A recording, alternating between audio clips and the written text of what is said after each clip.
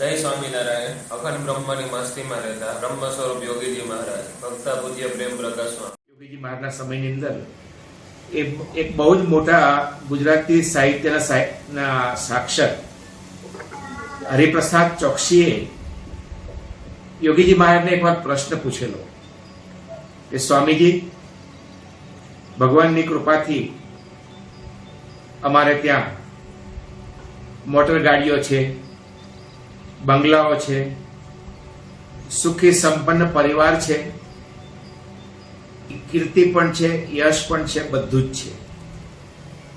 તેમ છતાંય જ્યારે અમે આપને જોઈએ છીએ ત્યારે એક વાતનો અમને અનુભવ થાય છે કે આપના મોઢા ઉપર સતત હંમેશા જે આનંદ આવતો હોય છે એ આનંદનું કારણ શું છે? કારણ કે અમારી પાસે આ બધું હોવા છતાં પણ અમે ક્યારેક ક્યારેક જરૂર ખુશી હોઈએ છીએ, પણ આપની જેમ અખંડ આનંદની અનુભૂતિ અમે કરી શકતા નથી. જ્યારે યોગીજી મહારાજના જીવનની અંદર તો કોઈ દિવસ એવી નિરાશા, હતાશા કે આનંદનો અભાવ એવું દેખાતું જ નહોતું. અને વિશેષતા એ હતી કે પ્રસંગ કદાચ તકલીફ ના હોય ને તો એને પણ સ્વામીશ્રી આનંદમાં ઘટાડી શકતા હતા.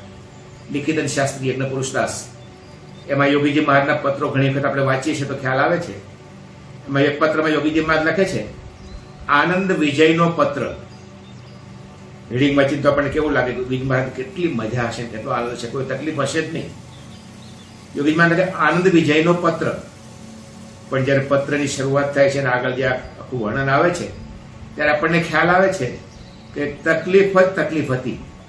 ગોંડલ મંદિરનું કામ ચાલતું હતું, કોઈ ઇન્કમ હતી નહીં, મહિનાઓના કડિયાઓના પગાર ચડી ગયા હતા, કડિયાઓ તકાદો કરતા હતા અને એનું સખત ટેન્શન ને ચિંતા રહેતી હતી.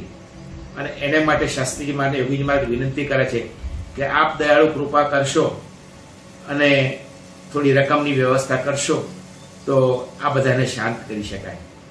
હવે આવી તકલીફની જે વાત કરવાની છે એમાં પણ યોગીજી મહારાજ એક હંમેશા આનંદની અનુભૂતિ કરી શકતા હતા. એ એમની બ્રહ્મ મસ્તીને આભારી હતું. અને એનાથી વિશેષ તો જ્યારે હરિપ્રસાદ ચોકસીએ યોગીજી મહારાજને પ્રશ્ન પૂછ્યો ત્યારે એ પ્રશ્નના જવાબમાં યોગીજી મહારાજે જે જવાબ આપ્યો એ જ એમના આનંદનું રહસ્ય હતું. હરિપ્રસાદ ચોકસી જ્યારે સ્વામીશ્રીને કહ્યું કે અમારી પાસે જ્યાં સુખના સાધનો છે એમાંનું આપની પાસે કાંઈ જ નથી. મને યાદ છે યોગીજી મહારાજની કૃપાથી મને મારી બહુ જ નાની ઉંમરમાં, મારી 10 વર્ષની ઉંમરે મને 1963માં દીક્ષા મળેલી. અને 1963થી લઈ અને 71ના જાન્યુઆરી સુધી, એટલે લગભગ 7 વર્ષ સુધી મને યોગીજી મહારાજનો પ્રત્યક્ષ લાભ પ્રાપ્ત થયેલો. એ દરમિયાન આ બધું મેં પ્રત્યક્ષ જોયેલું છે કે યોગીજી મહારાજના વખતમાં સંસ્થામાં એક પણ ગાડી નહોતી, મોટરકાર નહોતી. વિચરણ યોગીજી મહારાજ હંમેશા કરતા રહેતા હતા, પરંતુ એ વિચરણ હરિભક્તોની ગાડીઓ દ્વારા, ગાડાઓ દ્વારા ચાલીને આવા અનંત કષ્ટો વેઠીને સ્વામીશ્રી તકલીફ વેઠતા હતા અને વિચરણ કરતા હતા.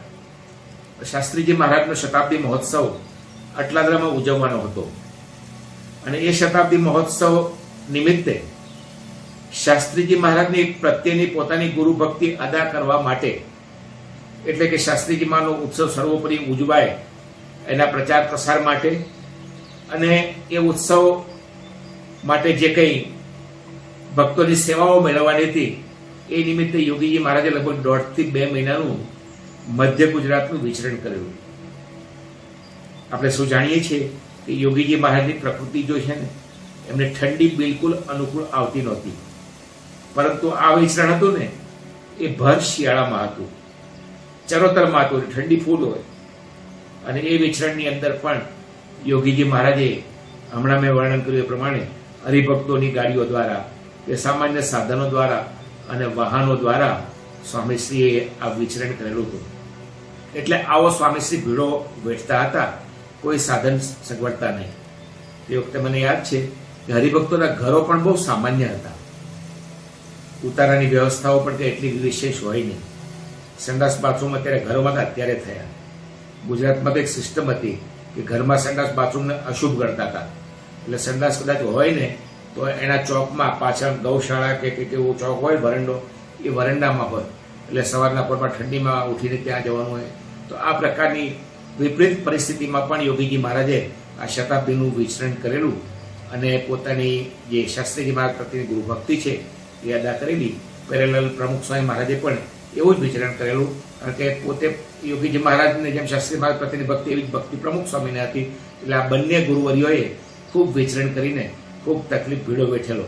એટલે પ્રસાદ ચોકસીએ કહ્યું કે સ્વામી, આપની પાસે આ સુખ સાધનના સગવડ કોઈ સાધનો નથી, તેમ છતાંય આપ અખંડ હાસ્યમાં રહ્યો છો, અખંડ આનંદમાં રહ્યો છો, એનું રહસ્ય શું છે? યોગીજી મહારાજે માત્ર એક જ વાક્યમાં જવાબ આપ્યો હતો. આપ બધાએ પણ વારે વારે સાંભળ્યો હશે. શું વાક્યનો જવાબ હતો? કે અમને શાસ્ત્રીજી મહારાજ મળ્યા છે ને એનો આનંદ છે. કહેવાની વાત એ છે કે એમને પ્રાપ્તિનો આનંદ હતો. આજુબાજુના સંજોગો તો કોઈ પણ હોય, પણ એ સંજોગો એને અસર કરી શકતા નથી. જ્યારે માણસ મનથી એક જુદા જ વાતાવરણની અંદર જ્યારે પહોંચી જાય છે ને, ત્યારે પછી એને આજુબાજુની પરિસ્થિતિ છે એને દુઃખી કરી શકતી નથી. સંતો ઘણી વખત કથા વાર્તામાં એક રમૂજી દ્રષ્ટાંત આપતા હોય છે કે કોઈ ગરીબ ઘરની કન્યા હોય, એને તો નક્કી જ હોય કે હું તો ગરીબ ઘરની કન્યા છું અને મારું કદાચ શક પણ થશે તો પણ આવા સામાન્ય લેવલના ઘરમાં જ થશે અને મારે આ જ પ્રકારની જે પરિસ્થિતિ છે એ ભોગવવાની હશે, એવું એના મનમાં નક્કી હોય. પણ કંઈક પૂર્વના એના પુણ્ય હોય, ભગવાનની કૃપાથી કંઈક એવું એને રૂપ કંઈ સૌંદર્ય મળ્યું હોય અને કદાચ કોઈ રાજા એને સ્વીકાર કરે કે કોઈ મોટો ધનવાન વ્યક્તિ એનો સ્વીકાર કરે, એટલે પછી એના એન્ગેજમેન્ટ થાય. એન્ગેજમેન્ટ થાય તે બીજે દિવસે એના ઘરમાં જતી ના રહે. શરૂઆતમાં તો એ જે ઘરમાં જે ઝૂંપડામાં રહેતી હોય ત્યાંની ત્યાં જ રહે, પણ એના મોઢાના ભાવો બદલાઈ જાય, ચહેરો બદલાઈ જાય. કારણ કે એને ખબર પડી ગઈ હવે કે મારે માટે આ ઝૂંપડું તો થોડા દિવસ માટે છે. હવે હું તો મહેલમાં જવાની છું, રાજમહેલમાં જવાની છું. તો એ જે ને મનમાં એક વિચાર આવી ગયો ને પ્રાપ્તિ, કે મને કોણ મળ્યું છે, કોની સાથે મારું સગપણ થયું છે, તો એનો એક આનંદ જુદો આવતો હોય છે. એમ યોગીજી મહારાજની આસપાસની પરિસ્થિતિ એ બધી સામાન્ય જ હતી, જેમાં કોઈ વિશેષ સાધન સગવડ સુખ કે એવું કંઈ હતું જ નહીં. અને એ તો જવા દો, સુખ ને સગવડ ના મળે એકવાર ચલાવી લઈએ, પણ એમને તો ઠેર ઠેર અપમાન થતા હતા. જ્યારે યોગીજી મહારાજ સારંગપુરમાં બિરાજતા હતા, સારંગપુરના મંદિર માટેનું રસોડું કરતા હતા, તો રસોડું કરવું એટલે આજની તારીખમાં આપણી સંસ્થા આટલી સમૃદ્ધ થઈ છે પછી પણ આજે અમારે ત્યાં ભંડારીઓને ભંડારની જે સેવા કરવાની હોય છે એમાં એવી ચિંતા હોતી નથી કે ગોળ ક્યાંથી લાવશું, ઘી મળશે કે નહીં, તેલ આવશે કે નહીં, અનાજ ખૂટી ગયું છે તો શું કરશું, કાલના માટે શું, આ પ્રશ્ન અત્યારે રહ્યો નથી. તેમ છતાંય પણ અમારી સંતોની વિવિધ સેવાઓમાં સૌથી અઘરી સેવા જો કોઈ હોય ને તો એ ભંડારની સેવા અઘરી ગણાય છે, કારણ કે મહેનતનું કામ હોય. તો યોગીજી મહારાજ મહેનતનું તો કામ કરતા જ હતા, પણ એની સાથે બીજી મહેનત હતી કે આવતીકાલે જે રસોઈ કરવાની હોય ને એ આજે જોડી માગવા જાય અને જોડી માગીને જોડીમાંથી જે આવે ને એની રસોઈ આવતીકાલે કરવાની હોય. સારંગપુરનો ઇતિહાસ આપણે સાંભળીએ છીએ કે તે વખતે વાસણોની સગવડતા નહીં અને ગેસના ચૂલાઓ નહોતા, લાકડા ફૂકીને એમને સેવા કામ કરવાનું હોય. આવી જાતની પરિસ્થિતિમાં એ સેવા કરતા હતા, પરંતુ છતાં પણ એ સેવામાં શ્રદ્ધા ગુમાવ્યા વગર અને એકદમ આનંદપૂર્વક કરતા હતા, કારણ કે એમને એક જ મનમાં વસ્તુ હતી કે મને કોણ મળ્યા છે, હું કોની આજ્ઞાથી આ સેવા કરું છું, શાસ્ત્રીજી મહારાજને રાજી કરવા માટે સેવા કરું છું. તો એમની સેવામાં ક્યારેય ઉત્સાહ ભંગ થતો નહોતો, ક્યારેય પાછો પગ પડતો નહોતો. અને મેં હમણાં કહ્યું ને કે જ્યારે જોડી માગવા માટે જાય ને ત્યારે તમે અત્યારે માનો કે જોડી માગવા માટે કલ્પના કરો કે અમારે ફ્લોરલ પાર્કમાં જોડી માગવા માટે સંતોએ આવવાનું છે અને આગલા રવિવારે જાહેરાત થઈ ગઈ છે કે સંતો તમારે ત્યાં જોડી માગવા માટે આવશે, તો તમે બધા રાહ જોતા હો કે સંતો આવશે, સારામાં સારું આપણે શું એમને આપી છે, કઈ જોડી, કેટલી સેવા કરી. આ બધી સેવા માટેની ઉત્સુકતા આપ લોકોના મનમાં હોય. એનું બિલકુલ વિપરીત, એનાથી તદ્દન ઉલટું યોગીજી મહારાજ જ્યારે જોડી માગવા માટે નીકળે ને ત્યારે આપણી વિરોધી સંસ્થાના લોકો કેટલા એ આગળ ચાલે અને જેમ જાહેરાત કરે બંડિયાઓ આવે છે, કાઢી મૂકેલા છે, એ મૂળ સંસ્થાના નથી, એને કોઈ આપશો નહીં, આવી બધી જાહેરાતો થાય અને એની વચ્ચે યોગીજી મહારાજ જોડી માંગવા જાય. પણ એ અપમાનની અંદર પણ કોઈ દિવસ એમના મોઢા ઉપર જે હાસ્ય છે એ કોઈ દિવસ ઓસરતું નહોતું. એ હંમેશા આનંદમાં રહેતા હતા, કારણ કે એમને શાસ્ત્રીજી મહારાજ, ભગવાન સ્વામિનારાયણ, ગુણાતીતાનંદ સ્વામી ભગતજી મહારાજ અને પ્રત્યક્ષ રૂપે એમને શાસ્ત્રીજી મહારાજ મળ્યા હતા. એ પ્રાપ્તિનો એમને આનંદ થયો. તો જો પ્રાપ્તિનો આનંદ મનમાં હોય ને તો એક વાત જ આખી જુદી બનતી હોય છે. અને એટલા માટે જ યોગીજી મહારાજ હતા, એમના કહ્યું પ્રમાણે રસઘન મૂર્તિ હતા. એમના ફોટાઓ, માનો કે યોગીજી મહારાજનો એક ફોટો આપણે એવો શોધવો હોય કે આમ થોડોક આમ સુનમુન હોય અથવા હાસ્ય ના હોય, એ શોધવો મુશ્કેલ પડતો. ઘણી વખત આપણું ઉલટું હોય છે. આપણો ફોટો શોધવો હોય ને, હસતો ફોટો, તો 50 ફોટા પાડ્યા. ઘણી વખત આજે પ્રોફેશનલ ફોટોગ્રાફર્સ બધા આવતા હોય છે. મિસ્ટર ફ્લીચ કરીને જે હતા, આપણો ગાંધીનગર અક્ષરધામનું જ્યારે એને નિર્માણ કર્યું, એ શો બનાવતા હતા, તે વખતે પ્રમુખ સ્વામીના અમુક ફોટા સિલેક્ટ કરવા માટે એને હજારોની સંખ્યામાં ફોટા પાડ્યા. કેમ? કારણ કે એ લોકોનું કેલ્ક્યુલેશન હોય છે કે અમે 1000 ફોટા પાડીએ ને ત્યારે માંડ એમાંથી 5 સારા ફોટા મળે. આ પ્રકારની એ લોકોની ગણતરી હોય છે. પરંતુ યોગીજી મહારાજનું ઉલટું હતું. યોગીજી મહારાજના ફોટામાંથી કોઈ જેમાં હાસ્ય ન હોય કે ઉદાસ હોય એવો ફોટો શોધવો અઘરો પડતો હતો, કારણ કે એમને અખંડ એ આનંદ હતો. અને એ આનંદ તો ભગવાનની પ્રાપ્તિનો. અને એટલે જ શાસ્ત્રીજી મહારાજે એમને સર્ટિફિકેટ આપેલું. ઘણા લોકો હોય ને, એ છૂટા હાથે સર્ટિફિકેટ વેચતા હોય, જે આવે હો તમે બહુ મોટા, તમે આમ ઉગતા, તમે ફલાણા, એ બધા વખાણ કરતા. શાસ્ત્રીમાં જ એવા નહોતા. શાસ્ત્રીજીમાં કોઈનો અભાવ ગુણ નહોતા લેતા, કોઈના દુર્ગુણ નહોતા ગાતા, પરંતુ વખાણ કરવામાં તો બહુ વિચારીને કરતા હતા. એમણે જેના વખાણ કર્યા છે ને, એ 100% પુરવાર થાય. યોગીજી મહારાજ માટે એમણે વખાણ કરેલા, પ્રમુખ સ્વામી મહારાજ માટે એમણે વખાણ કરેલા, તો આપણે જોયું કે એમણે જીવનભરમાં પુરવાર કર્યું છે. યોગીજી મહારાજ માટે શાસ્ત્રીજી મહારાજ એવું કહેતા કે શાસ્ત્રોમાં સંતના જે કંઈ લક્ષણ કયા છે એ બધા જ લક્ષણ યોગીજી મહારાજમાં છે. શાસ્ત્રની અંદર સાધુરૂપ ભગવાનના અને રાજારૂપ ભગવાન, એટલે ભગવાનના આ લક્ષણોનું વર્ણન કરવા બધા આવેલા શાસ્ત્રોમાં, ગીતા, ભાગવત આદિ શાસ્ત્રોમાં. તો એ જે વર્ણન કરવામાં આવેલું છે એ બધા જ ગુણો યોગીજી મહારાજમાં છે. કોઈમાં 5 હોય, કોઈમાં 10 હોય, કોઈમાં 15 હોય, પણ બધા જ ગુણો હોવા એ જરા અઘરું છે. કામ અશક્ય છે, અઘરું શું. પણ શાસ્ત્રીજી મહારાજે સર્ટિફિકેટ આપ્યું, જે કોઈને ગમે તેને ના આપે એવા વ્યક્તિ. ઓક્સફોર્ડ યુનિવર્સિટીનું સર્ટિફિકેટ લેવું હોય તો ગમે તેને લઈ શકે. તો આ શાસ્ત્રીમાંનું સર્ટિફિકેટ છે એના કરતાં પણ વધે એવું હતું. એ શાસ્ત્રીજી મહારાજે કહ્યું કે યોગીજી મહારાજ છે એનામાં જેટલા કંઈ ગુણો શાસ્ત્રમાં કહ્યા છે એ બધા તો છે.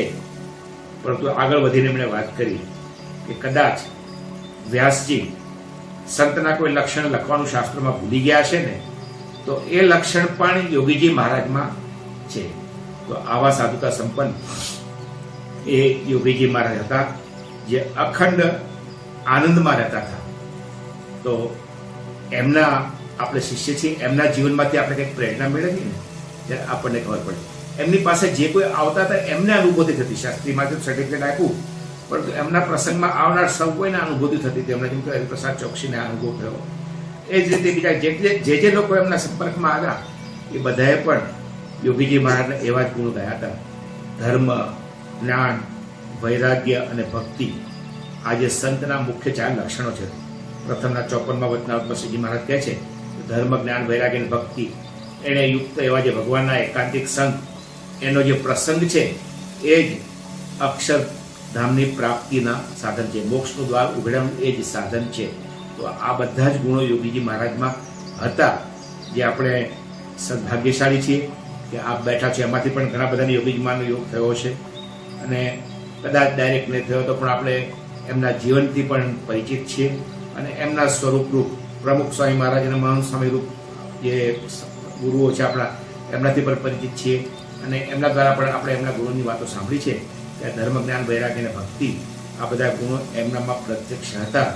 એમની કૃપાથી મને તો એમની સાથે પ્રત્યક્ષપણે આ ગુણો અનુભવવાનો લાભ મળ્યો છે કે એમના પ્રસંગમાં જે કોઈ આવતા હતા ને એ બધાને એમનામાં આ અનુભૂતિ થતી હતી. યોગીજી મહારાજ મુંબઈમાં બિરાજતા હોય ત્યારે ઘણી વખત મુંબઈના એક બહુ જ મોટા વિદ્વાન હતા, બહુ જ કથાકાર મોટા હતા, અને એમનો એક બહુ જ મોટી સંખ્યામાં ચાલતો એક સંપ્રદાય હતો. આપ સૌએ પણ નામ સાંભળ્યું છે, સ્વાધ્યાય પરિવાર. એના અધ્યક્ષ હતા પાંડુરંગ આથવલી. તો એ આથવલીજી છે એ હંમેશા યોગીજી મહારાજ જ્યારે મુંબઈ આવે તે વખતે એમનો નિયમ હતો કે લગભગ એક વખત તો એ દર્શન કરવા માટે આવે જ. આપણા હર્ષદભાઈ દવે છે એમને જે સમાચાર આપે કે યોગીજી મહારાજ પધાર્યા છે, અને યોગીજી મહારાજ મુંબઈમાં ત્યારે ઘણું રોકાતા હતા, મહિનાઓ સુધી રોકાતા હતા. તો એ દરમિયાન એક વખત બે વખત દર્શન કરવા માટે અવશ્ય આવી જાય. એ દર્શનનો લાભ મને પણ ઘણી વખત મળેલો. કે સામાન્ય ક્રમ એવો હતો કે એમને એક રોજની એમની જે પ્રવચનમાળા હતી એ પ્રવચન આપવા માટે એમને મુંબઈથી થાણા જવાનું ડિસ્ટન્સ, મુંબઈના જાણકારો છે એને ખ્યાલ હશે કે લગભગ 40 કિલોમીટરનું ડિસ્ટન્સ છે. એટલે મુંબઈથી નીકળી અને થાણા જાય તો વચ્ચે દાદર આવે. દાદર આવે તો લગભગ 3 વાગ્યાના સમયે આસપાસ આવે, 3 સાડા 3 વાગ્યાના. અને યોગીજી મહારાજના દર્શન કરવા માટે એ ખાસ દાદર મંદિરે થઈ જાય. તો યોગીજી મહારાજ પણ એવા દયાળુ હતા કે એમને દર્શન દેવા માટે પોતે વહેલા જાગી જાય, તૈયાર થઈ જાય, અને અમને બધા સંતોને પણ ભેગા કરે, અને ત્યાં સભા જેવું નામ થઈ જાય. અને સભામાં યોગીજી મહારાજ બિરાજમાન થાય, અને પાંડુરંગ શાસ્ત્રીજી પણ આવે, થોડી વાતોચીતો થાય, કથા વાર્તા જેવું પણ થાય. યોગીજી મહારાજ હોય ત્યાં કથા વાર્તા તો ચાલતી જ હોય. એટલે સ્વામી સંતોને આજ્ઞા કરી કીર્તન બોલવા માટેની. પાંડુરંગ શાસ્ત્રીજીને કીર્તન બહુ પ્રિય હતું, મોગરાના ફૂલ સખી મોગરાના ફૂલ, શ્રીજીને પ્યારા બહુ, તો આ કીર્તન પણ ગવાય. અને પછી જે પાંડુરંગ શાસ્ત્રીજી છે એને પણ 2 શબ્દ બોલવા માટે યોગીજી મહારાજ આજ્ઞા કરે. એક વખત એમણે જે પ્રવચન કરવાની વાતની શરૂઆત કરીને તો એમાં થોડું સંસ્કૃત પ્રચુર બધું આવવા લાગ્યું. તે વખતે આપણા વિવેક સાગર સ્વામી નાણ ભગત હતા. તે વખતે એમણે કહ્યું કે શાસ્ત્રીજી, યોગીજી મહારાજ જે છે એ સંસ્કૃત નથી જાણતા, એ સંસ્કૃત ભણેલા નથી. એટલે કહેવાનો અર્થ એવો કે આપ ગુજરાતીમાં, કારણ કે ગુજરાતી પણ જાણતા હતા, એટલે ગુજરાતીમાં બોલો. તો પાંડુરંગ આથવલીજીએ શું કહ્યું ખબર? કે તમે શું વાત કરો છો? યોગીજી મહારાજને સમજવામાં તમે ભૂલ ખાઈ ગયા. કારણ કે યોગીજી મહારાજ તો મૂર્તિમાન જ્ઞાનનું સ્વરૂપ છે. એમને માટે કોઈ ભાષા, કોઈ જ્ઞાન અજાણ્યું છે જ નહીં. આ કોણ કે છે? કોઈ સામાન્ય વ્યક્તિને એક બહુ જ મોટા વિદ્વાન, જે પહેલી વાર નહીં વર્ષોથી યોગીજી મહારાજના પ્રસંગમાં આવેલા હતા, એમને એ અનુભૂતિ થતી હતી કે યોગીજી મહારાજ છે મૂર્તિમાન જ્ઞાનનું સ્વરૂપ. આપણે તો કહીએ જ છીએ કે અક્ષર બ્રહ્મ છે એ જ્ઞાનનું સ્વરૂપ છે, અને અક્ષર બ્રહ્મ યોગીજી મહારાજ હતા. તો આ અનુભૂતિ એમને પણ થઈ હતી. એટલે યોગીજી મહારાજમાં આવો જ્ઞાનનો અનુભવ એમને થતો હતો. યોગીજી મહારાજની નિખાલસતા. યોગીજી મહારાજ જ્યારે પ્રવચન કરે ને ત્યારે કાઠિયાવાડી ભાષામાં બોલતા હતા, અને તળપદી કાઠિયાવાડી, એટલે કે ને કોલોકિલ વર્ડ બધા આવે, બધા શબ્દો કાઠિયાવાડી. સામાન્યપણે ગુજરાતી સમજતા હોય ને એને પણ યોગીજી મહારાજના શબ્દો પકડવા થોડા અઘરા પડે. પણ તમે રેકોર્ડિંગમાં પ્રવચનમાં સાંભળજો, યોગીજી મહારાજ જે બોલતા હોય ને એ જલ્દી બધાને પકડાય નહીં. એમાં પણ જ્યારે બિન ગુજરાતી લોકો જ્યારે એમની સભામાં બેઠા હોય ત્યારે સ્વાભાવિક થાય, આપણને મનમાં શંકા થાય કે આ લોકો શું સમજતા હશે યોગીજી મહારાજ બોલે એમાં. આવો એક પ્રસંગ બનેલો. યોગીજી મહારાજ મુંબઈમાં બિરાજમાન હતા. તે વખતે મુંબઈમાં એક પ્રેમપુરી આશ્રમ કરીને એક સંન્યસ્ત આશ્રમ છે. આ બહુ જ સુખી સંપન્ન વિસ્તારની અંદર આવેલો છે, અને ત્યાં આવનારો જે અનુયાયી વર્ગ છે ને એ લાખોપતિ અને કરોડોપતિનો વર્ગ છે. આખો બહુ સામાન્ય વર્ગ નથી. તો એ પ્રેમપુરી આશ્રમમાં બહુ મોટા મોટા લોકો આવતા હોય, ભણેલા ગણેલા સુખી સંપન્ન લોકો આવતા હોય છે. અને ત્યાં સંન્યાસી મહાત્માઓ જે છે એ પણ બહુ મોટા મોટા વિદ્વાન મહાત્માઓના પ્રવચનો ગોઠવાતા હોય છે. એમાં આ કાશીકાંત સ્વામી જે હતા એ બહુ જ સંસ્કૃતના બડા વિદ્વાન હતા મોટા, અને એ ત્યાંના અધ્યક્ષ હતા. 2-3 વખત એ યોગીજી મહારાજના પ્રસંગમાં દાદર મંદિરે આવી ગયા હતા, અને યોગીજી મહારાજ પ્રત્યે એમને ખૂબ ભાવ થયેલો હતો. એટલે એમણે સ્વામીને આમંત્રણ આપ્યું કે સ્વામી, એકાદ વખત તમે અમારા શ્રોતાઓને પણ આપના સત્સંગનો લાભ આપો. યોગીજી મહારાજ એમની વાતને સ્વીકારી લીધી, કાર્યક્રમ ગોઠવાયો. સંતો ગયા આગળ, યોગી મહારાજ પણ પધાર્યા. અને તે વખતે એ પ્રેમપુરી આશ્રમની અંદર જે સભા થઈ એ સભાની અંદર પહેલા તો આપણા સંતોએ કીર્તનો ગયા, કારણ કે સભા હિન્દી ભાષીઓની જ હતી. એટલે બધા હિન્દીમાં જ મોટા ભાગે કીર્તન ગાયા. ભગવત પ્રિય સ્વામી, અનુપમ ભગત ને બધા તે વખતે ત્યાં કીર્તનકારો બધા હતા, તો એમને કીર્તનો ગાયા અને ખૂબ સરસ વાતાવરણ હતું. એકદમ આપણે ઠઠ આખી હોલ આખો ફૂલ ભરચક ભરેલો. યોગીજીમાનું નામ હતું એટલે ભરચક સભામાં હોલ ભરેલો હતો અને બધા બેઠેલા હતા. અને ત્યાર પછી યોગીજી મહારાજને પ્રવચન કરવાનો વારો આવ્યો. યોગીજી મહારાજ તો એકદમ પ્યોર કાઠિયાવાડીમાં બોલે, પણ એમણે જે એમના હૃદયમાંથી જે રણકાર સાથેના જે કીર્તનો આવતા ને, હાજી ભલા સાધુ, એ જે એમનું કીર્તન કહેતા, યોગીજી મહારાજ આ મારું માલિકીનું કીર્તન છે. એવા જ બીજા બધા કીર્તનો પણ એ યોગીજી મહારાજ જે બોલતા હતા, ભજો નહીં ભગવાન મૂર્ખ જીવતા મળ્યો, એમાં માણસનો અવતાર મોંઘો નહીં મળે ફરી. આ કીર્તન ગાઈને યોગીજી મહારાજ ત્યાં પ્રવચન કર્યું. 2 પદ ગાયા, પ્રવચન કર્યું. તે વખતે ત્યાં બેઠેલા આપણા સંતો એ બધા વિચાર કરતા, ઠીક છે યોગીજી મહારાજ આ જોડે રાખે છે, પરંતુ આ સામેવાળામાં ઉપરથી જતું હશે, કાંઈ સમજાતું નહીં હોય. બધા સામે બેઠા છે, પણ બધી આખી સભા એકદમ સ્વામીના પ્રવચનમાં ખોવાઈ ગઈ હતી એવું લાગે. યોગીજી મહારાજે આ 2 પદ ગાય અને પ્રવચન પૂરું કર્યું, જય બોલાવી. પણ આશ્ચર્ય એ થયું કે આખી સભા એકી અવાજે स्वामी जी और चलाइए, स्वामी जी और चलाइए, और आगे प्रवचन, आगे और बोलिए. યોગી જ માનતા તો કઈ નહીં. આપણે તો કેવું હોય કે હવે મારો ટાઈમ પૂરો થઈ ગયો, હવે હું નહીં બોલું. યોગી જ માનતા કઈ નહીં, તરફ ચાલો આગળ કર્યું અને બીજા 2 પદ ગાયા અને સભા રંજન થઈ ગઈ, ખુશ થઈ ગયા. એ તો બરાબર છે, પણ ત્યાર પછીની વાત છે મજાની છે. કાશીકાનંદ સ્વામી જે બહુ જ મોટા વિદ્વાન હતા, સંસ્કૃતના પ્રકાંડ વિદ્વાન હતા, એમણે માઇક લીધું અને એમણે કહ્યું કે હું વર્ષો પહેલા જ્યારે સંસ્કૃત ભણતો હતો ને, ત્યારે મારા અભ્યાસની અંદર નાદ બ્રહ્મની વાતો આવતી હતી. શાસ્ત્રોની અંદર નાદ બ્રહ્મ એટલે બ્રહ્મનો એક સાઉન્ડ, એક અવાજ, એની વાતો આવતી હતી. ત્યારે હું ખાલી કલ્પના કરતો હતો કે નાદ બ્રહ્મ શું હશે, પણ નાદ બ્રહ્મનો કોઈ અનુભવ તો કઈ થયેલો નહીં મને, પણ કે આજે મને અનુભવ થયો. યોગીજી મહારાજની વાણીમાં એ નાદ બ્રહ્મનો અનુભવ થયો અને એ નાદ બ્રહ્મને કારણે આ બધામાંથી કોઈ હિન્દી સમજતા, ગુજરાતી સમજતા નથી, પણ બધાને આટલો આનંદ આવ્યો. એનું કારણ એ જ કે આ યોગીજી મહારાજની અંદર નાદ બ્રહ્મ એટલે કે ભગવાનની વાણી એ એમના મોઢેથી સરી રહી છે. તો આવો અનુભવ યોગીજી મહારાજના પ્રસંગમાં આવનાર સૌ કોઈને થતો હતો. બીજો આવો અનુભવ, ડોંગરેજી મહારાજ બહુ જ મોટા કથાકાર થઈ ગયા. ગુજરાતી ભાષામાં ભાગવત ઉપરની કથાઓ એમની ખૂબ જ પ્રસિદ્ધ હતી.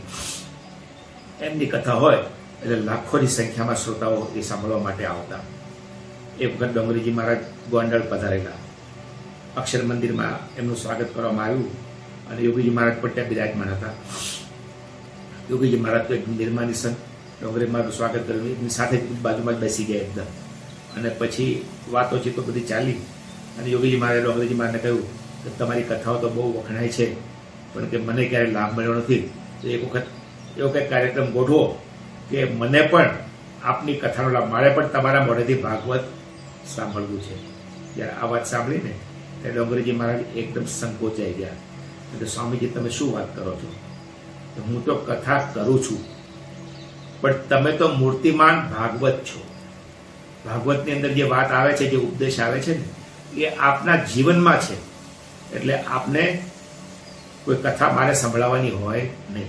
આ કોઈ છટકવા માટેની વાત નહીં, પણ એમના જીવમાં યોગીજી મહારાજ પ્રત્યેની આ પ્રતીતિ હતી, એ અનુભવ હતો કે હું શું કથા કરું. આજે કોઈ આપણા કરતાં મોટો સારો વક્તા હોય ને, તો એને આગળ બોલતા આપણને થાય કે હું એનો શું કથા કરું, હું એનું સંભળાવું. તો એ અનુભવ ડોંગરીજી મહારાજને થયો કે યોગીજી મહારાજ પાસે હું ભાગવતની કથા કરનારો કોણ. તો આવા અનુભવો યોગીજી મહારાજની પાસે થતા હતા. આવા જાત જાતના જે કોઈ મહાનુભાવો એમની પાસે આવતા હતા, તો એમના વિવિધ ગુણોનો અનુભવ એમને થતો હતો. એક મહારાજ પોતાના અનુભવનો એક પ્રસંગ છે. ગુજરાતી સાહિત્યમાં જેમનું ખૂબ જ ઊંચું નામ છે એવા કવિ દુલાભાયા કાગ કવિના ઘણા બધા કાવ્યો, પગ મને ધોવા દો રઘુરાય વગેરે જે કીર્તનો છે ખૂબ પ્રસિદ્ધ છે. આ બધા કીર્તનોના એ રચયિતા અને જે ચારણી સાહિત્યમાં જેમનું નામ નંબર 1 ગણાય, બ્રહ્માનંદ સ્વામી પછી એમના જેવો કોઈ કવિ ચારણી સાહિત્યમાં કોઈ થયો નથી. એમના પહેલા પણ થયો નથી અને એમના પછી પણ થયો નથી. આ બ્રહ્માનંદ સ્વામી હતા, એમના ચડે એવા પરંતુ આવા એ ઉચ્ચ પ્રકારના કવિ હતા. એક વખત અનાયાસે યોગીજી મહારાજ જ્યારે સારંગપુરમાં બેસતા હતા અને એમને કંઈક સારંગપુરમાં આવવાનો યોગ થયો. ફૂલદોલના ઉત્સવ પ્રસંગે યોગીજી મહારાજ બિરાજતા હતા. તો એ બાજુ કંઈ કાર્યક્રમ એમનો હશે તો એ નિમિત્તે એમને યોગીજી મહારાજના પ્રથમ દર્શન થયા. પ્રથમ દર્શનથી જ એ ઘવાઈ ગયા. યોગીજી મહારાજની બ્રહ્મ મસ્તી જોઈ અને એમાં ખોવાઈ ગયા. અને તે વખતે એમણે યોગીજી મહારાજને કહ્યું કે યોગીજી મહારાજ, મારા ગામને તમે આપના ચરણ રથથી પાવન કરો, મને કૃતાર્થ કરો, એવું આમંત્રણ યોગીજી મહારાજને એમણે સારંગપુરમાં આપ્યું. યોગીજી મહારાજ એમની વિનંતીને સ્વીકારીને થોડા મહિનાઓ પછી એમનું ગામ અમરેલી પાસે મજાદર નામનું ગામ છે, એ ગામમાં પધારેલા. તે વખતે હું હાજર હતો અને એ લાભ મને મળેલો. પ્રમુખ સાહેબ મહારાજ પણ હતા, બધા સંતો પણ હતા, ઘણા બધા. અને યોગીજી મહારાજ એમને ત્યાં પધાર્યા. દુલાભાઈ કાગ યોગીજી મહારાજના દર્શને એટલા પ્રભાવિત થઈ ગયેલા કે સાક્ષાત ભગવાન એમને ત્યાં પધારે છે. તો એ પ્રકારના ભાવથી એમણે ખૂબ જ સુંદર સ્વાગત યોગીજી મહારાજનું કરવા માટે પોતાનું જે મકાન છે દરબારગઢ, પોતે બાપુ ગણાય, દરબારગઢ ગણાય એમનો, કે દરબારગઢને આખો એવા ભરેલા વિવિધ ચાકડાઓ તોરણોથી એમણે શણગારેલો. યોગીજી મહારાજનું ભવ્ય સન્માન કર્યું અને પોતે યોગીજી મહારાજના ચરણોમાં બેસી ગયેલા. જે હંમેશા ગાદી પર લોકોની સામે ઊંચે બેસવા ટેવાયેલા એ આજે યોગીજી મહારાજના એક સેવકની જેમ એમના ચરણોમાં બેસી ગયેલા, જેના અમે નજરે દર્શન કર્યા હતા. અને આપ બધાએ પણ કદાચ દર્શન કર્યા હશે આ ફોટાના.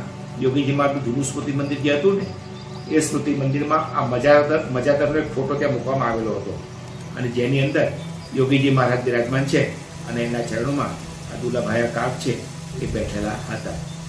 થોડું 5 મિનિટનો સમય લઉં છું વધારે. તો યોગીજી મહારાજના પ્રત્યેનો એમનો આ સદભાવ, ત્યાર પછી એમના છૂટાછવાયા યોગીજી મહારાજના કીર્તનો બનાવેલા. પરંતુ જ્યારે 1967માં યોગીજી મહારાજનો મહોત્સવ ગોંડલ ખાતે ઉજવવાનું નક્કી થયેલું અને એ ઉત્સવ તે વખતે ખૂબ જ ભવ્યતાથી ઉજવાયેલો. આ પૂર્વે બીજા પણ ઉત્સવો આપણી સંસ્થામાં ઉજવાયેલા. શાસ્ત્રીજી મહારાજનો 16 મહોત્સવ, પછી શાસ્ત્રીજી મહારાજનો શતાબ્દી મહોત્સવ અટલાદરા ખાતે ઉજવાયો. તે વખતે મોટા મોટા ઉત્સવમાં 2 ઉત્સવ હતા. એ સિવાય નાના મોટા ઉત્સવો ગુરુ પૂર્ણિમા વગેરે ઉત્સવ ઉજવાતા હતા. પરંતુ અમૃત મહોત્સવ જે હતો એ બધા કરતાં કંઈક વિશેષ, કંઈક ભવ્ય અને સર્વોપરી ઉત્સવ હતો. શતાબ્દી મહોત્સવ શાસ્ત્રીમાંનો હતો, એ પ્રમુખ સ્વામી મહારાજ અને યોગીજી મહારાજની ગુરુ ભક્તિનું પ્રતીક હતું.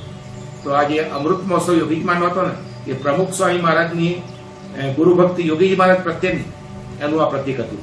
તો એવો સુંદર ભવ્ય ઉત્સવ ઉજવાયેલો અને આ ઉત્સવની અંદર લગભગ લાખથી વધારે, એ જમાનો લાખ બહુ મોટા કહેવાય, માણસો આવેલા. એ સિવાય ઘણા બધા જુદા જુદા ક્ષેત્રના મહાનુભાવો પણ આવેલા. રાજકીય ક્ષેત્રે પણ ગુલજારીલાલ નંદા વગેરે ઘણા બધા મોટા મોટા માણસો આવેલા. અને એમ કહી શકાય કે યોગીજી મહારાજનું પહેલી વાર આવું ભવ્ય સન્માન કરવામાં આવેલું. જે સામાન્ય માણસ તો ફૂલીને ફાટી જાય આખો, એ પ્રકારનું આ સન્માન હતું. ભવ્ય મોટું સ્ટેજ હતું, એના પર સુંદર મજાનું એક કમળાસન બનાવેલું હતું અને એ કમળાસનમાં યોગીજી મહારાજ બિરાજેલા અને આ લાખો ભક્તોએ એમના પ્રત્યે આ જન્મજયંતિ નિમિત્તેની ભક્તિભાવની શ્રદ્ધાંજલિ એમને બધાએ અર્પેલી. હવે આ સભાનો કાર્યક્રમ બધાએ માન્યો. તે વખતે હું તો બહુ નાનો હતો અને યોગીજી મહારાજની સેવામાં તે વખતે યોગેશ્વર સ્વામી કરી અને એક સંત અત્યારે અમદાવાદમાં છે, એ રસોઈની સેવામાં હતા. એમની સાથે નાની મોટી મદદની સેવામાં હું પણ જતો હતો. એટલે તે વખતે આ ઉત્સવ ભવ્ય, બહુ મોટો, પહેલી વાર આવો ઉત્સવ, એટલે એ ઉત્સવ જોવાની લાલચ, આ બધું માણવાની લાલચની અંદર રસોઈની સેવાની થોડી મોડી કરી લઈશું એવું સમજી, એવું વિચારી અમે બધા પણ સભામાં પહોંચી ગયેલા. અને સભાનો આનંદ જ એવો હતો કે સભા પૂરી ક્યાં થઈ ગઈ ખબર ના પડી. અને પછી અમે જ્યારે રસોડે પહોંચ્યા ને ત્યારે રસોઈ બધી બાકી હતી અને યોગીજી મહારાજ થોડી વાર પાછળ આવી ગયા. જમવાનો સમય પણ થઈ ગયેલો પણ રસોઈ બાકી હતી. યોગીજી મહારાજ રસોડામાં પધાર્યા. આમ દ્રષ્ટિ કરીને એમને ખ્યાલ તો આવી ગયો કે બધું બાકી છે. એટલે સ્વામી કે લાવો આપણે બાકીનું કામ આપણે પૂરું કરીએ સેવા.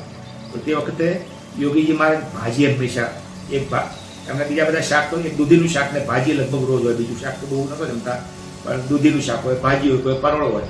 તો ભાજી તોડવાની બાકી હતી, સમારવાની. હવે તાંદળજાની ભાજી હતી, શાકભાજીમાં સૌથી સસ્તું શાક ગણાય, એની કોઈ વેલ્યુ જ ના ગણાયું. તો એ શાક ભાજી તોડવાની હતી. તો યોગીજી મહારાજ પોતે નીચે બેસી ગયા આસન ઉપર સાવ. યોગીજી મહારાજની સામે હું બેઠો હતો, એક યુવક બેઠા હતા. એને ભાજી તોડતા જાય. થોડી પછી મને ઉપદેશની બધી વાતો મને કરતા હતા, જે સાધુતાના નિયમ ધર્મની વાતો કરતા હતા. અને એ દરમિયાન દુલાભાઈ કાક આ સભામાં આવેલા હતા. સભાનો લાભ લીધો, સભા પૂરી થઈ એટલે એમને તરત જવાનું હતું ઘરે પાછું. એટલે એમને થયું કે જાઉં છું તો ખરો, પણ યોગીજી માને રજા લઈને જાઓ. એટલે રજા લેવા માટે સ્વામીને ઉતાર્યા હતા. સ્વામીનો ઉતારો જેને જૂનો અત્યારે જો ઉતારો જોયો હોય ને, તો યોગીજી માની રૂમમાંથી આ પ્રવેશ કરીએ એટલે પાછળના ભાગની અંદર એક ચોકો હતો નાનો, એટલે જે યોગીજી મા જમા બેસતા હતા, તો ત્યાં બેસીને યોગીજી મા ભાજી તોડતા હતા. એટલે આ દુલાભાઈ કાગ અંદર આવ્યા રૂમમાં અને દરવાજામાં ઉભા રહીને આમ જોયું, આમ છાજલી માંડીને. પણ એવી તો એમને કલ્પના ક્યાંથી હતી? યોગીજી મહારાજ હમણાં જે કમળ આસન પર બેઠા હતા, આટલા મોટું ભવ્ય જેનું સન્માન થયેલું, એ યોગીજી મહારાજ ભાજી તોડતા હોય એવી તમને કલ્પના પણ ના હોય ને. એટલે કોઈ સાધુ ભાજી તોડતા હશે એવું સમજીને પોતે ત્યાંથી પાછા વળી ગયા. હવે પાછા વળીને જેમ બહાર જતા હતા ને, ત્યાં યોગી પ્રમુખ સ્વામી મહારાજ તે વખતે જે સભામાંથી હરિભક્તો છૂટ્યા ને, તો એ બધાને જમાડવાની વ્યવસ્થામાં પરોવાયેલા હતા. તે વખતે વન મેન શો બધી સેવાઓ પ્રમુખ સ્વામી મહારાજ આગળ પડતા હોય એટલે પ્રમુખ સ્વામી મહારાજ હરિભક્તોને જમાડવાની સેવા કરતા હતા, બધું વ્યવસ્થા કરતા હતા. દુલાભાઈને જોયા કે હમણાં જઈને પાછા કેમ આવી ગયા તરત જ. એટલે પૂછ્યું કેમ પાછા? તો કે આવ્યો તો યોગીજી મહારાજને મળવા માટે, પણ યોગી બાપા દેખાય ને એટલે પાછો જાઉં છું. પ્રમુખ સ્વામી કે હમણાં જ મારી સામે સ્વામી રૂમમાં ગયા છે, એટલે રૂમમાં જ હોવા જોઈએ, ચલો આપણે સાથે જઈએ. એમ કહીને પ્રમુખ સ્વામી મહારાજ એ કાક બાપુની સાથે રૂમમાં આવ્યા અને જોયું તો સ્વામી ભાજી તોડતા હતા. એટલે પ્રમુખ સ્વામી મહારાજે કહ્યું કે અરે બાપા આ બેઠા છે જ બાપા છે. એટલે આ જોઈને દુલાભાઈ કાક એકદમ અચંબામાં પડી ગયા, એકદમ આશ્ચર્યચકિત થઈ ગયા. પછી કવિ હતા ને જરાક વ્યંગમાં બોલ્યા થોડુંક, એ કે આ એ જોગી બાપો છે જેમણે થોડી વાર પહેલા કમળ આસન પર બેસી અને લાખો લોકોનું સન્માન ઝીલતો હતો, એ જ આ યોગી બાપો છે. કે ચારણી ભાષા, ટુકારાની ભાષામાં બોલે. એમ કહીને પોતે ખૂબ એમના ચરણોમાં પડી ગયા. પ્રમુખ સ્વામી તો પોતાના કામમાં પાછા જતા રહ્યા, પણ એ સ્વામીને મળીને શાંતિથી પછી ગયા. પરંતુ આ પ્રસંગ બન્યા પછી વર્ષો સુધી, જ્યાં સુધી કાકબાપુ જીવ્યા ત્યાં સુધી કોઈ દિવસ યોગીજી મહારાજના આ પ્રસંગને એઓ ભૂલ્યા નહોતા. હંમેશા યાદ કરતા, એવું કહેતા કે અમૃત મહોત્સવ તો ઘણા ઉજવાતા હશે, પરંતુ પોતાના અમૃત મહોત્સવના દિવસે સામાન્ય સાદડી ઉપર બેસીને ભાજી તોડતો હોય એવો તો બાપો આ એક જ. તો આવા યોગીજી મહારાજના અનંત ગુણો હતા જે લોકોને પ્રભાવિત કરતા હતા, અને એ જ ગુણોથી પ્રભાવિત થઈ અને યોગીજી મહારાજોએ આવા નવયુવાનોને ખેંચ્યા.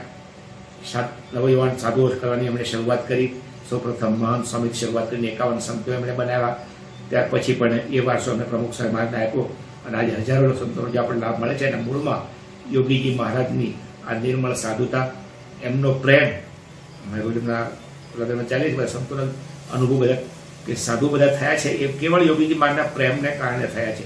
તો એ એમનો જે પ્રેમ હતો, જે પ્રેમ અમે સંતોએ માણ્યો છે, આ હરિભક્તોએ માણ્યો છે, એટલે આપણે બધા ખૂબ જ ભાગ્યશાળી છીએ. એટલે યોગીજી મહારાજની એક કડીને આપણે યાદ રાખીએ પંક્તિને, જે હંમેશા ઘણીવાર સ્વામી બોલતા કે આસામાં આપણા તુલ્ય ભાગ્યશાળી માનો એ જ ભૂલ્ય. યોગીજી મહારાજ કહેતા કારણ કે સૌથી ભાગ્યશાળી આપણે છીએ. આ નિષ્કુળાનંદ સ્વામીની કાવ્ય પંક્તિ છે, એનું નિરૂપણ કહેતા હતા કે ત્યારે નિષ્કુળાનંદ સ્વામી આસપાસ કાંઈ સુખ સગવડતા નહોતી, પણ શ્રીજી મહારાજ મળ્યા હતા એ એમનું મોટું ભાગ્ય. તો એ જ શ્રીજી મહારાજ આપણને યોગીજી મહારાજ રૂપે મળ્યા, પ્રમુખ સ્વામી મહારાજ રૂપે મળ્યા, આજે મહંત સ્વામી મહારાજ રૂપે મળેલા છે. તો આપણા જેવું ભાગ્યશાળી આ દુનિયામાં કોઈ નથી. ટાઈમ તો પૂરો થયો છે, એક પ્રસંગ કઈ કથા પૂરી કરું. આ બધા ઓળખતા હશો કે આફ્રિકામાં 1970માં ઈદી અમીને ત્યાંથી બધાને ભગાડ્યા, એમાંથી આપ પણ કદાચ કોઈ ભોગ બનેલા હશો એમાંથી. તે વખતે પ્રભુદાસ લાલાજી કરીને હરિભક્ત હતા, આપણા ગાનાના હરિભક્ત હતા. બહુ ગરીબ પરિસ્થિતિ હતી, સામાન્ય પરિસ્થિતિ હતી. એમને પણ નીકળવાનું થયેલું અને હાથે પગે જ દેશમાં આવેલા ગુજરાતમાં, પણ એમને સત્સંગ પાકવો હતો. શાસ્ત્રીમાની કૃપા દ્રષ્ટિ, યોગીમાની કૃપા દ્રષ્ટિ, અને હંમેશા આનંદમાં જ રહે, કોઈ દિવસ મોડો વિચાર કરે જ નહીં. આવેલા તો હાથે પગે, પણ યોગીજી મહારાજ જ્યાં વિચરણ કરતા ત્યાં પહોંચી જાય. અને રાતની સભામાં છે ને, યોગીજી મહારાજ આવતા પહેલા એ પ્રવચન, પબ્લિક આવી ગઈ એટલે પ્રવચન કરે. એમાં એક કાવ્ય હંમેશા બોલતા, આજ મારે ઘેર થાય લીલા લેર, શ્રીજી પધારે મારે આંગણે રેલો. એટલે કોઈક એક દિવસ પૂછ્યું એને, પેલા પ્રભુદાસ તું ગાડો થઈ ગયો છે કે તને આ બુરી હાલતમાં અમીને ઈદી એમને કાઢીને ખાલી હાથે આવ્યો છે યાર. ઘરમાં કઈ ઠેકાણું નથી, પોતાના ઘર સામાન્ય હતા અને કઈ એવું સામાન્ય હતા ને એમાંથી તું આવ્યો છે અને તું આટલું આમ છકમાં બોલે છે બધું, તું શું કહે? છટકી ગયું તારું કે આફ્રિકા ઘણા છટકી ગયું તારું? આ તો આ બધું થયું ને, ઘણા ગાંડા થઈ ગયા હતા.